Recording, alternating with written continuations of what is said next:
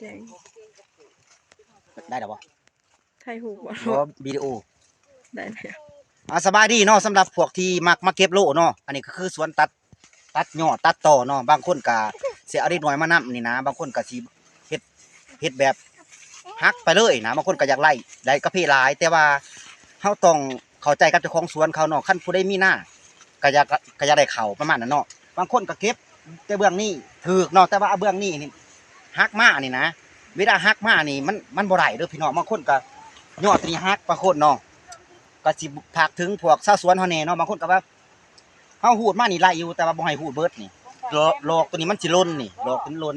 แต่ว่าเฮาต้องเก็บดิบงามๆเก็บ2มื้องามๆถ้าว่าคันเฮาเฮ็ดละเอียดนี่เขาก็จ้างเฮาได้แต่ว่าเฮาคันเฮาเฮ็ดบ่ละเอียดนี่เขาบ่เอาเด้อเนาะเขาบ่เอาเฮาต้องเก็บละเอียดเพราะว่ามันเป็นอันนี้มันตัดยอดเขาตัดยอดแบบนี้บางคนก็ฮักมาบางนี่ฮักมาบางคนอยากไล่ไว้อะนะเฮาต้องอีต้นเศร้าอันนั้นเศร้าสวนเพราะว่าเฮาจะไล่หมากกับพี่เฮาต้องเฮ็ดงามๆเก็บเบิ่งนี้เดียวเฮาต้องเวียนไปเบิ่งนั่นแล้วก็เบิ่งน้ำอีกไรเบิ่งน้ำคันเป็นแนวนี้นี่เฮาต้องเบิ่งอีก